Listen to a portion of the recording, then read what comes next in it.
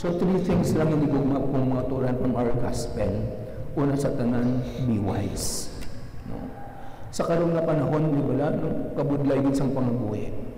So, kung hindi ka kabalo magpasikot-sikot sa pangabuhian rin sa kalibutan, mahimo nga makadto ka sa damnation. Kaya nga man, kadamo sa mga tao nga nag-invite sa mga tao sa iban nga mag-upod sa ila when in fact they are going to damnation. Kaya nga man, wala ganin sila nagapangamuyo. They are just only capitalizing the faith or the religion or perhaps the money. Pero mag-upod ka sa ila, makadto ka gali sa impyerno. Kaya nga man, ang ginatudlo nila sa Satanism, hindi kani just only worldly. Be wise. Amo na sa aton nga ebanghelyo sa ni Kristo, ginapadala ko kamo sa tunga sang mga lubo, no, bilang mga karnero. No? Gani magmangin mainandamon kamo. Araw, be wise, just like the snakes, no? And just like the doves. They are just silent and yet they are wise. No? So, mo man sa aton nga pagpangabuhi kung kisa maalam kita tuod, pero we don't know how to use our knowledge. No? Hindi kita wise. Alam lang kita pero hindi wise. Lain niya ang wise sang sa knowledge o kung sa intelligent nga ginatawag na tao. So, amo na yung magmakutunan na kay nga aman, the second thing is amo na ginaamban ni Kristo. Expect the difficulties. No? Lantawa bala, amak na maabot ang tion, nadalon ka mo nila sa mga sinaguga, nagsatubangan sa mga hari.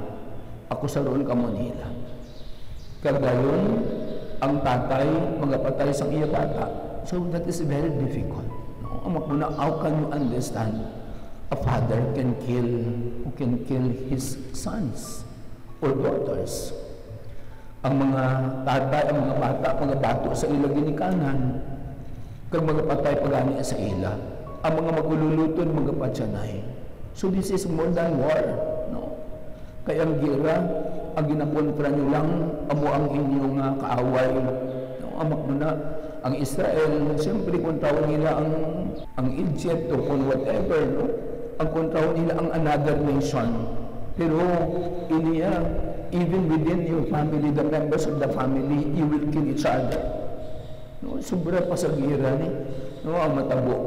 Amak mo na magpinatsanay ka mo dira. Sino mabulig sa inyo?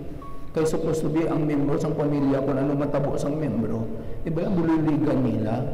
How can they help each other if they are killing each other? Pero amo na ang pwede matabo. Kita ninyo, may ara nagakatabo nga tungod sang gugma. Ang membro sang panimalay, mga asawa sang lain nga reliyon, no? So wala nagapati kay Maria, no? Wala nagapati sa Diyos, sang Katoliko. So wala nagapati nga ang Diyos may tatlo ka personas. Di ano mo na kay gugma na yan sang imo anak? Di ba? You have to respect na lang. No? Respetuhin mo ang kada-isa. Di pero, what else can you do? Kung dalo nila ang ilang nga bata sa uli sa ibang nga sekta, no? Kung kisa may alam ang ginatawag na mixed marriage, pero kung hindi siya magpakadto sa Katoliko, mixed marriage ang panawag sila. Pero kinanglan i-orient din sila. Pwede man siya ang Protestant partner o konparte, pwede siya magsimba sa ila o galingon na simbahan. Pero kung kasulong sila sa simbahan sa Katoliko na mixed marriage, kinahanglan i-train niya ang mga kabataan sa Catholic faith. Oh. So amo na, pero wala ayhan sa gabal sa ulihin. No? Amo lang ginapamangkot kay nga aman, nagapati kita nga ang tanan, maayo lang kung primero pa. No, wala. Bisa ng relationship. Kung kisa ang mga bata, abi nila, okay na gid na nga aman nakapanubyo sila, bisan ang mga nanay nila, hindi pwede, nga nagasiling nga hindi pwede, pero manubyo gid kay para sa ila, amo na ang the best. Though as yet nga, that is the end of everything already, and he is the perfect person for that person. No? Pero nag-aabot ang bulagay, wala, nag-aabot ang problema sa kabuhi. Amo na gani nga expect the difficulties. Kuntari ka. No? Abi mo, ma-assign ka lang permis sa katedral. Abi mo, ma-assign ka lang permis sa syudad. Ma-assign ka lang permis sa namin nga mga parokya. Hindi, 6 years lang kami nag-stay sa isa ka parokya. Di, ako kung din pa ito nagtigulang, dito pa ko i-assign sa mga bukid. No? Kaya mo na sa kaon mo na. Isang nagligad, gamay pa lang pagani ko na akong insaka, pero pala nakit na ako ng buli. Wala nakit na akong luta-lutahan. So mo na inigugmak mo expect the difficulties.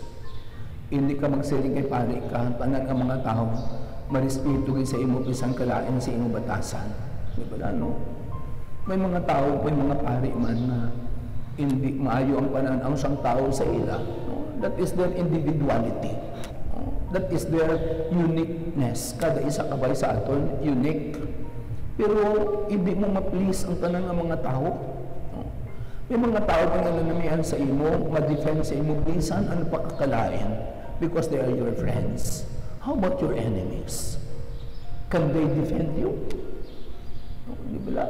So, amo na inigugma kung mga kauturan ang dako nga kabudlayan. Abi mo namin nagid kon mag-obispo ka, may kabudlayan mo na. Abi ni mo namin nagid mag-santo papa, may kabudlayan yapon tanan. Expect the difficulties. So, what can you do then if difficulties come? Di ba? Amo nang dapat mo preparahan. Amo nang siling sungin mo. Hindi ka mo magkabudlay. Hindi ka mo magpalibog. So, amo nang ika-third inigugma kung makuturan, be still till the end. Be still till the end. Kaya nga man, hindi ka mo magkahadlo. Kaya ang kung mag-abot na inangatanan ng mga butang, hindi ka mo mag-worry kung ano inyo ihambal. Kaya nga man, ang Espiritu sa Diyos, amo ang maghahambal para sa inyo. Beautiful. No? Di ba? Grabe ang pasalig sa Diyos. This is more than a blessing. Amak mo na, kung lisingin ka, bendisyonan ka sa Diyos, ang may makagam sang tanan, iniyaw, hindi. Magapadala ang Diyos ang iya Espiritu nga maghahambal para sa inyo. So don't worry. Don't be afraid. No? Kaya nga man, ang makatindog, ang nagapangamuyo until the end. Pagaluwasan sa Diyos. Ang ganda sa aton ng Ebanghelyo, ang Ginoo magaluwas ang matarong ng mga tao. When you say, be still, be good until the end. Be careful until the end. Be faithful until the end. No. Trust the Lord until the end. Because He alone can save you. There is no saving if you go to hell. Madyonon na natin, hinigugma ko makatunan, hindi na kaluwasan kung malambot ka sa impyerno. Ang Diyos lang ang makahatag sa kaluwasan. Gani, be still till the end.